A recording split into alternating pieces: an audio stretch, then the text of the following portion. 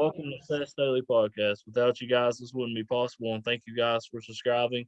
Here in this episode, you will hear Mr. Haunted reading a Bigfoot story, and that'll be available on the audio version on Spotify, Anchor, and iTunes, and all audio platforms out there for podcasts, everywhere you can find great podcasts.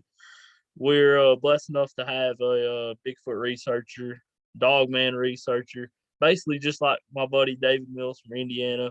He does it all when it comes to cryptid stuff and ghost stuff. Bigfoot researcher Scott Patterson. How are you doing tonight, sir? Great. Nice to be here. Thank you.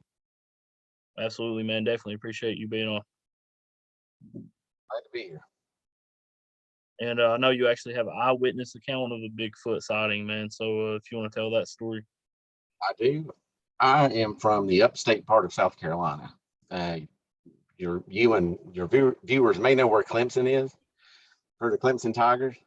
Well, I'm from between them and Greenville, so we're in the upstate where the mountains begin.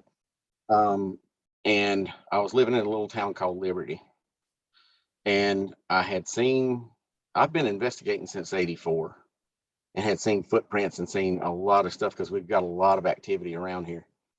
And so I moved to a little town called Liberty on 10 acres of land, and was seeing signs, footprints, tree breaks, different things, and hearing them. But I hadn't caught a glimpse of one. And then in February of 1999, I was in my living room talking to my brother, and my back was to the window, and this window did not have any covering on it. And my brother said, "Who is this guy looking in your window?" So, of course we like, whoa, and when I turned around, I saw movement. And so we're like, okay, who is this? Because I live way out in the boonies down a dead end road, and there shouldn't be anybody down there. So I was going to go see what they were doing. So we went out on the porch and cut the motion light on, and could not see it at first. We didn't see it till it slightly moved its arm. And then it kind of turned its head and body at the same time and looked back at us. And, we saw the red eye shine, and it stood there for a minute. I had grabbed a small night vision device I had, looked through it, and could see the face. And from about the waist up, because it was standing in this tall grass, waist up, could see it good, could see the face, all of it. Got a pretty clear sighting, and it was probably about 50 feet away. Wow, man. That's a crazy sighting. Did you actually see like great details of how tall it was and stuff like that? Yeah, this thing, I always tell people, there's probably NBA players that were taller than this thing. It was probably pushing 7 feet, maybe a little less. But the thing about it was as wide as me and my brother standing side by side. It had very long hair on the head that ran down its back, wavy long hair. It had sort of a blondish colored hair all over the body. I couldn't see the whole face because the chin was kind of cut off by the shoulder, but it had a really wide mouth, and it had these two freaky looking red eyes. The face looked human. It did not look like an ape. It didn't look like any other kind of an animal. It looked like, and that was the scary part, it looked like a man, a big man with red eyes staring at us. Yeah, I've actually seen some pictures that some people have sent me and stuff of Bigfoot, and that is a most common thing, man. Is you see glowing red eyes and stuff. Yes, and I don't know if you hear some people say they were glowing. To me, it looked like they were reflecting the light, but he didn't stand around too long to let us look at him. He turned and he ran, and for such a big thing, you could barely hear him going through that thick brush. I mean, he moved quietly. He moved kind of like a ninja would. Yeah, that's what you hear most than anything, man. Is Bigfoot is faster than lightning, man. Bigfoot is quick and can like run faster than any human. Oh yeah. He didn't, he didn't look aggressive. He didn't look afraid. He just kind of looking at us like, hey, and then he just took off. But it was not. I'll never forget. I mean, it was strange. Yeah. And you do investigations too, like witnesses investigations. The witness tell you about, like with Bigfoot. Do you do that as well? I do. I keep my ears open, and if I hear of anything, especially locally, uh, I will go and investigate it. We've got a place here near me called the Nine Times Preserve.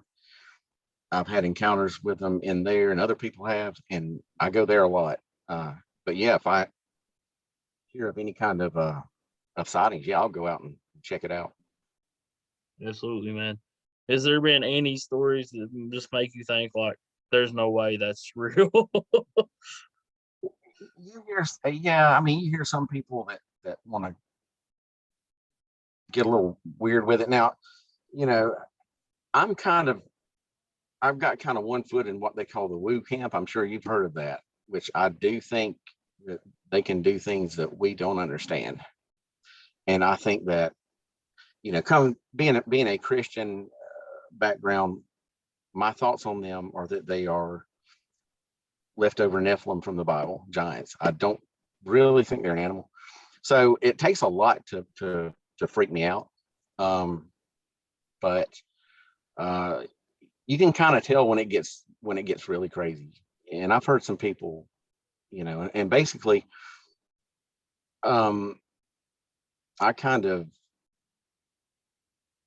go by how the people are, in other parts of their life, whether they're reliable in that. But most of the things I've heard have come from pretty solid people who just were actually afraid or whatever when they saw it, that didn't understand what it was. Yeah. And what people have told me, man, other researchers, is that Bigfoot is more than likely seen around water. Exactly. We've got a lot of kind of upland swamps in here where I'm at, and yeah, they're around the water. And I had the 10 acres I lived on had a creek that ran through it. They, in my experience, they do stay near the water, and I think they actually walk in creeks and rivers to avoid being tracked. And Absolutely. you could move through a populated area in a river at night, and maybe never even be seen by anybody. Yeah, I'm here in the Appalachian Mountains, man, and we hear some weird stuff. There was actually a sighting a quarter of a mile from down my house where it's actually a lake. Wow, yeah, yeah. I think y'all have a lot of stories from there. Yeah, we actually Earl, R.I.P. Earl. He was the Bigfoot researcher, a great friend of mine too, man. Definitely, it was a big loss and a big loss for the Bigfoot community and the Knott County community here in Eastern Kentucky. He was the only Bigfoot researcher here in Eastern Kentucky, actually. Wow. I bet he had his hands full. Sorry, he's gone. Definitely prayers out to his family and friends. But Definitely, yeah, man, definitely. he used to tell me about stories, and most of them was actually around the lake, like rocks being thrown at boats and stuff. But if you know what I know, living around here in Eastern Kentucky, it could have been somebody that thought that the boat was getting too close to their pot patch. Yeah, you never can tell about that. Yeah, you got some crazy people out there. I've had a lot of rock throwing incidents, and the thing about having a rock thrown is they probably could hit you, but it's like they're not wanting to, and it's kind of telling you get out of there. But yeah, you never can tell if it's a human, and even when you hear knocking in the woods, you really don't know. It could be a person out there. We got some pretty strange people and running around the mountains here too, so you never know. Yeah, man. And I know you're also into UFOs, man. I'm big into UFOs too. I actually talk about UFOs a lot. I've had a UFO, a guy that's been abducted by UFOs on here before from the UK, Oh, wow. and he like fought in the war against with the other aliens against other aliens and stuff. That story was very interesting. He actually has like 3 or 4 books out. Yeah, I think I know who you're talking about. I think I've seen him on some things. As a matter of Russ fact, Kellett. Russ Kellett. yeah, I've heard of him. Yeah, I've definitely heard of him. Uh, Tonight, as a matter of fact, right before I came here, I had a friend that sent me 5 pictures of something that was spotted in over a town called Greenwood in South Carolina, near where I live. Was it And a bunch of like lights up on yeah, each other? That was actually a satellite. That was a Starlink satellite. okay, cool. Elon Musk's internet company, his internet satellite company that he's just came out with. That's actually their satellites because they said it would be out at that exact time, and that's actually I got sent probably about 10 or 15 messages on Facebook about it, and I had to tell them, unfortunately, man, this one can be explained. Cool. And that's even the ones that can be explained in anything, Bigfoot, UFOs, or whatever, gets you a little bit closer to the truth and what's really going on. If you can, I'm really very skeptical, honestly, and it takes a lot to convince me. Not every light in the sky is a UFO to me, and not every stick that breaks in the woods is a squatch. But I try to be skeptical and I try to keep an open mind, and I won't really say what I think something is unless I see it really clearly and can't, rule out anything else. Yeah. Have you actually witnessed a UFO yourself? I had a pretty dramatic encounter with a UFO on New Year's Eve of 2014. That's a hell of a And New Year's Eve. yeah, it was. It was. My then wife and I were going out, and we saw this big red light coming toward us, and she pulls over in a parking lot, and this thing comes and hovers right over the car. And she's like, I'm getting out. I'm like, no, don't get out. Stay in the car. Don't. And she said, we'll get a picture. So I leaned out the window, went to snap a picture with her phone, and it shot straight up in the sky. And the next morning, it was cold, raining, wintertime. But the next morning, I had a really good sunburn on my face. So that was a pretty wild night.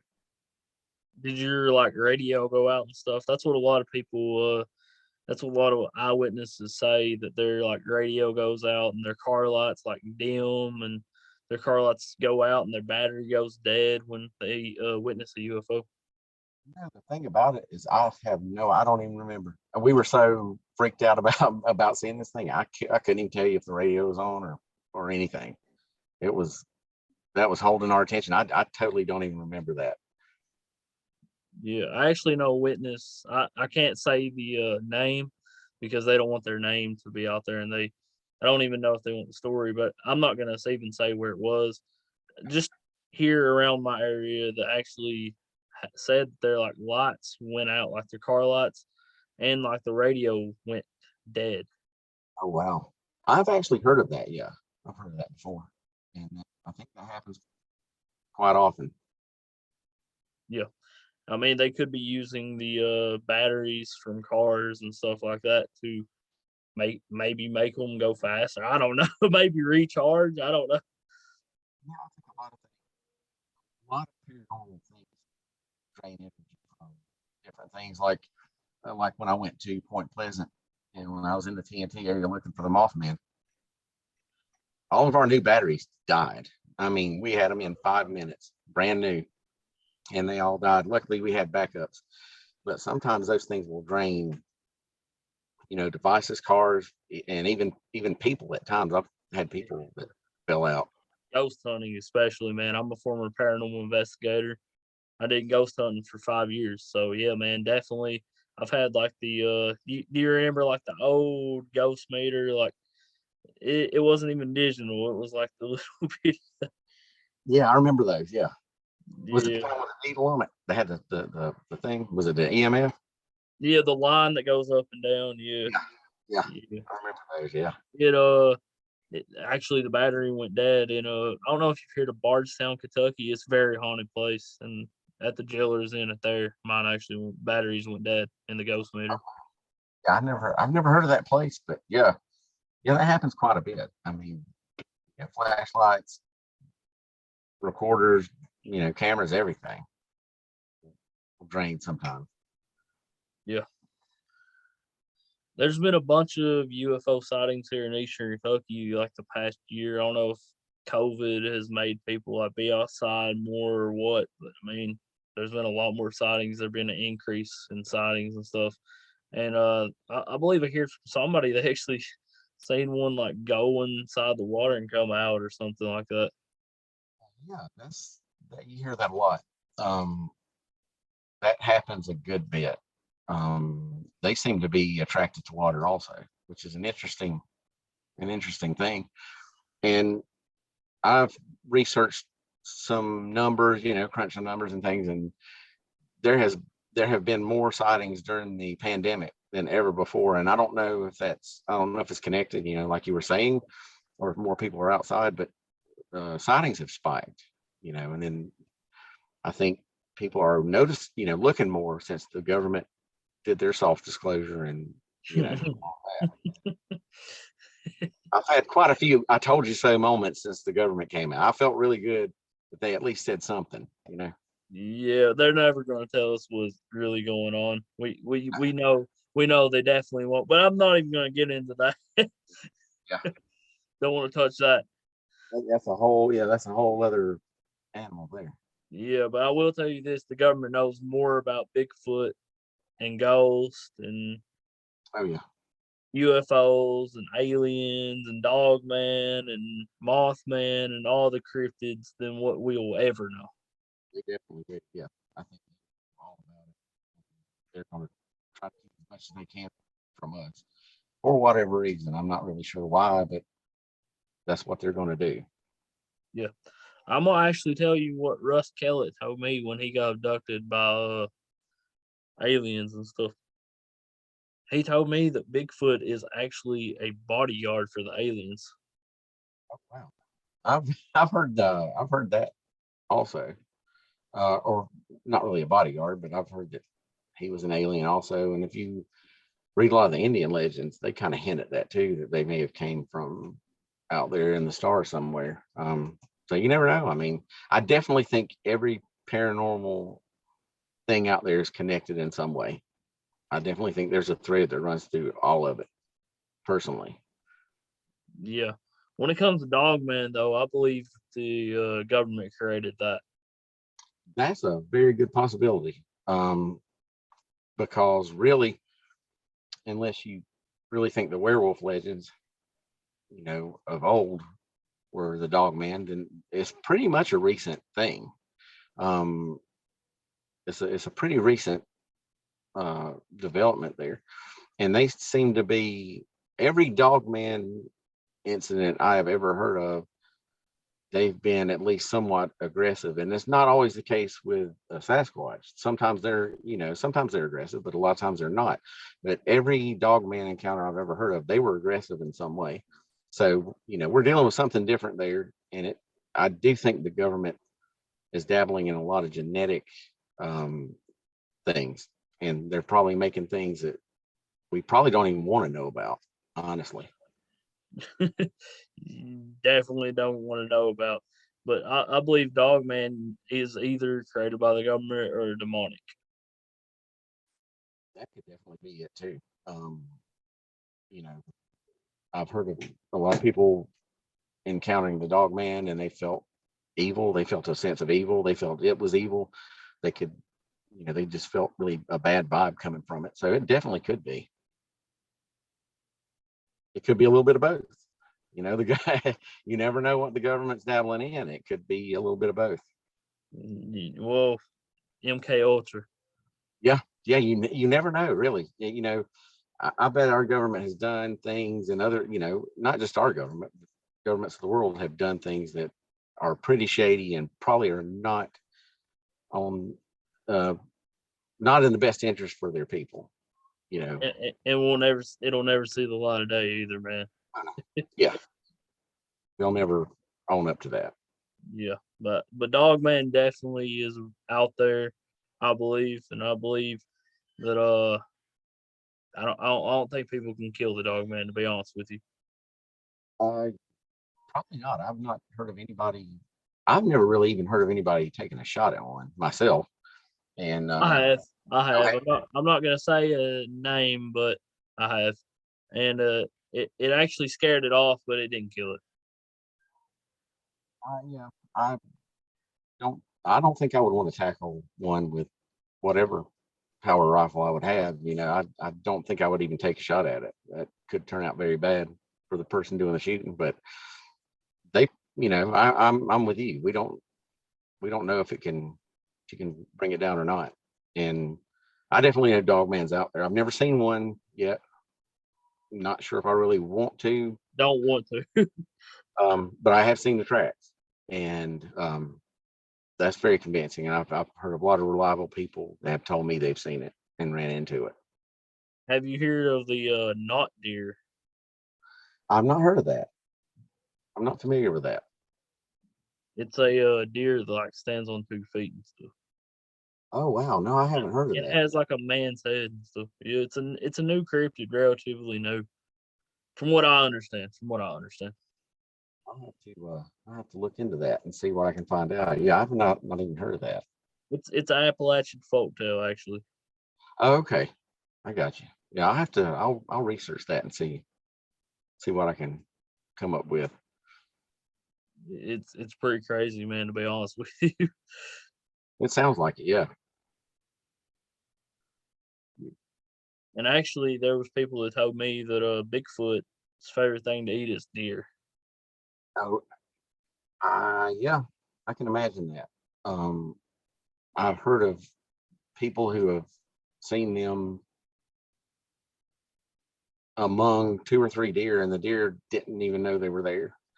And I've heard of them actually seeing them grab one and quickly breaking its neck and running off with it before the deer even knew it was there. So I definitely think that's probably, and it makes sense. That would be the best thing they could get, out there to eat.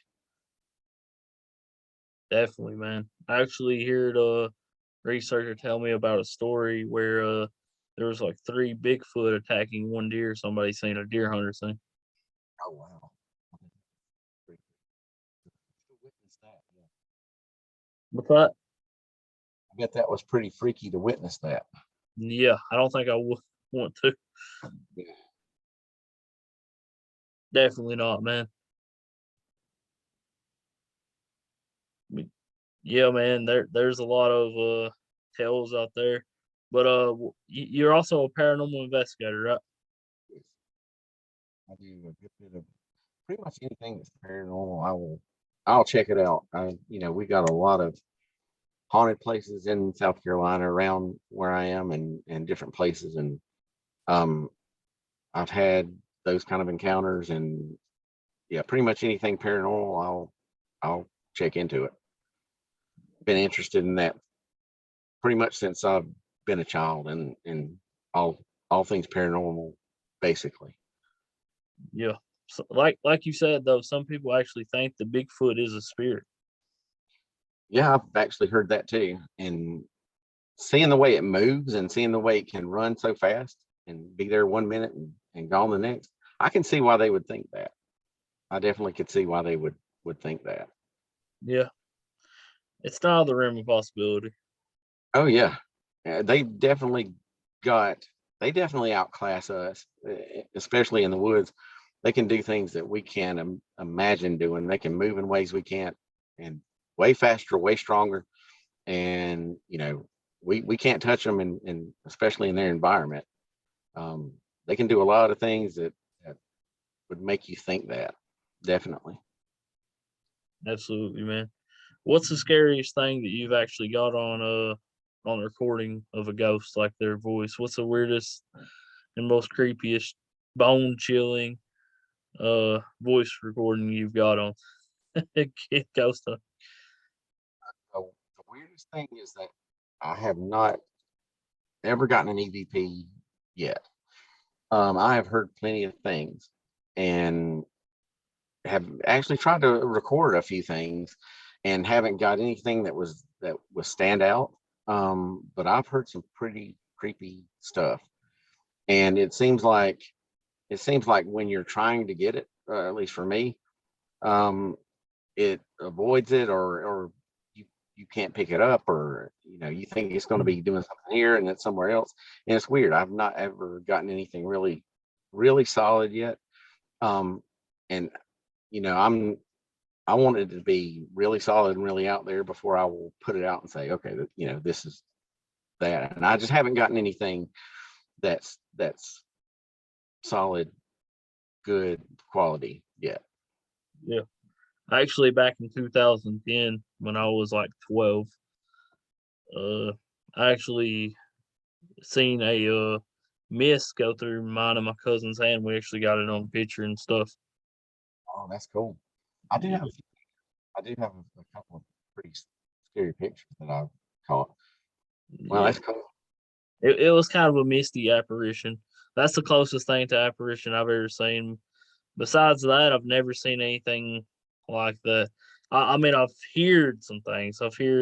We've actually caught some EVPs before. Some that you can't even tell what they're saying. That on the ghost box is clear as day. I mean, some very intelligent responses. Actually, have heard some family members on the ghost box, which makes Wow. me lean towards it not actually being my family members and it being demonic. They will do that. They That was well, back in the day. I don't ghost hunt anymore. I I don't really do a lot of that because that, that can cause you can have a lot of problems from doing that. You can have things follow you back. You can have things attached. I've recently had an attachment from something, and I've had to kind of deal with that a couple of times to try to get it out. And a lot of times it's just not worth it. You know, if you're doing something and then you have something follows you back home that tries to drag you off the couch or the bed, it's not a good thing. So you know, I don't do a lot of that, and especially since having an attachment, that freaked me out. So I'm kind of wary of that now. Yeah. And my advice to ghost hunters out there, uh, if you take anything home from the location, you're an idiot because you're just setting yourself up. You're just setting yourself up for attachment. I've never had an attachment when I was ghost hunting, but I never took anything from a location.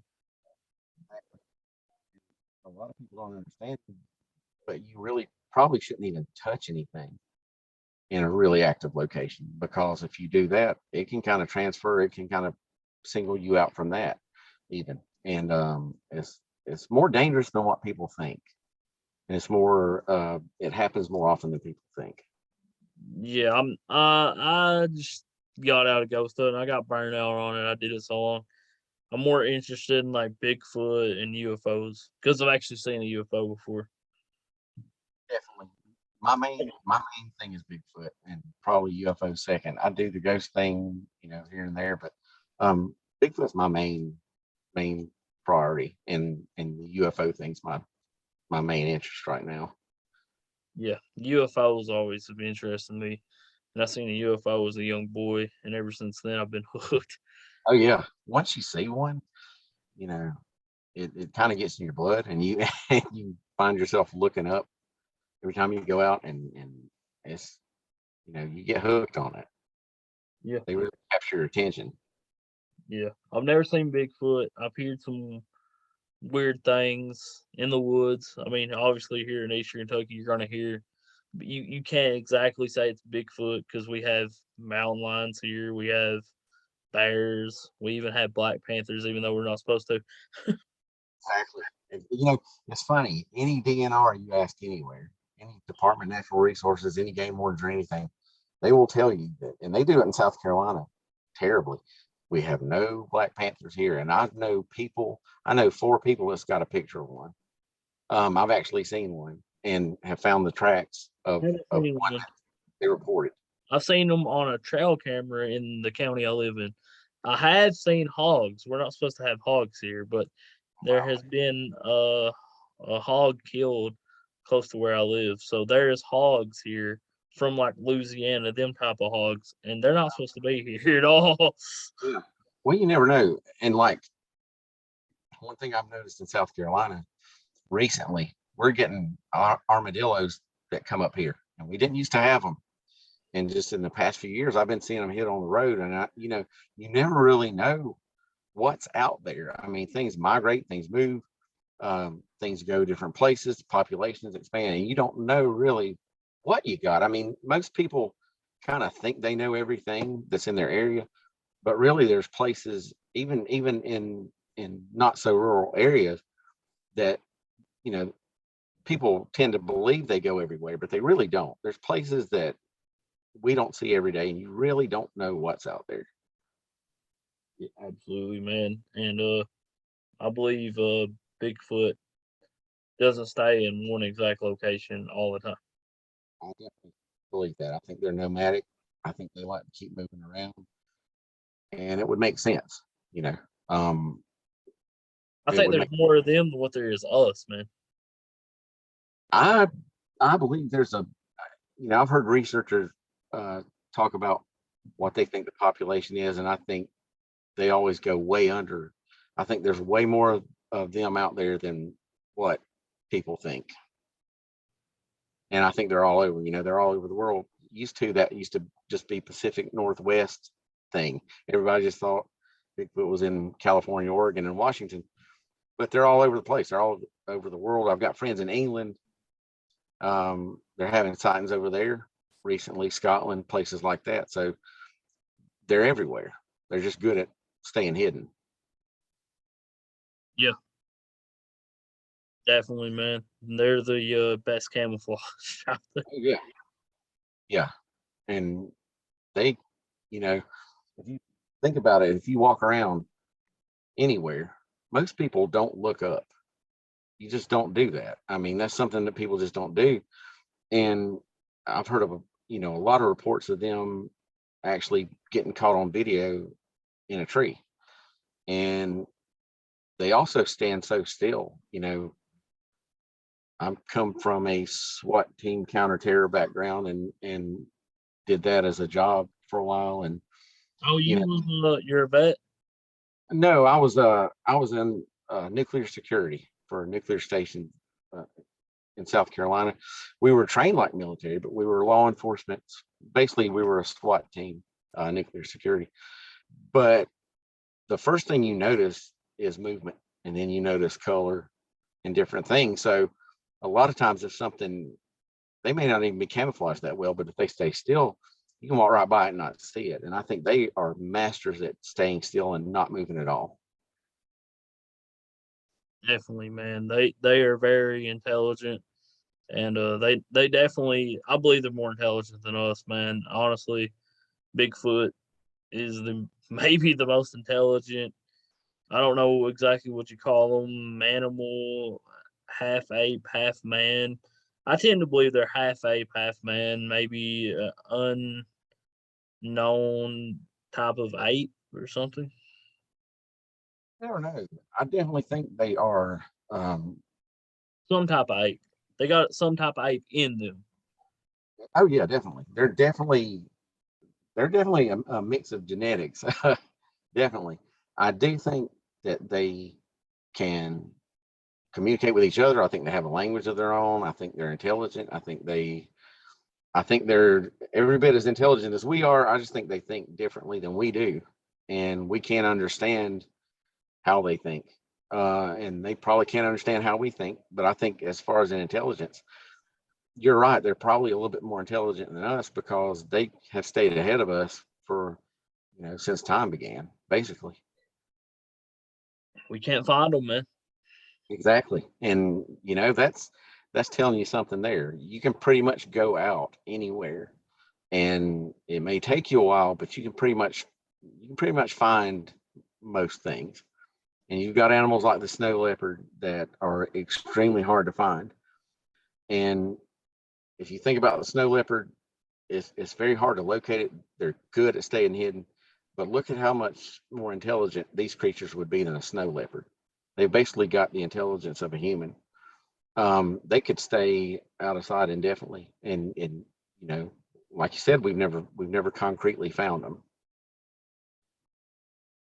No, definitely have it, man. I don't think we'll ever find them, to be honest, unless they want us to find them. That's the truth, and I've come to believe this, and I've heard other people that have told me this also that are researchers that say that if you do see one, it's because they wanted you to see it. They let you see them for whatever reason, I don't know. But and I've come to believe that if you do see one, it's because they've allowed you to do it for whatever reason. Yeah, man. That's definitely that's not even I don't even believe that's a theory. I believe that is accurate. I think that if they don't want to be seen and they don't want to be found, you're not going to be able to do it. I agree, man. Definitely. Yeah, man. Bigfoot is definitely one of a kind. Yeah, it's a very unique being, and you were talking about the government probably knows about it, and I totally believe that. But if you can't really tell anybody, people wonder why they don't disclose it. But you can't tell the public that you have 8 feet tall giants running through their backyard every night, and we can't do anything about it. That's not going to sit well with normal people that live anywhere. So they've got to keep it hidden. They've got to keep it under wraps. I do think the government knows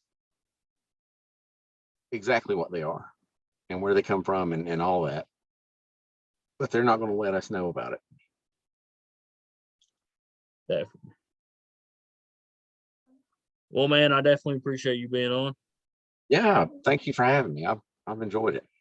Absolutely, man. And I definitely want to thank Scott Patterson for being on. I want to thank Mr. Haunted for reading the Bigfoot story, and RIP Earl, and prayers out to Earl's family. Y'all have a good night, and God bless.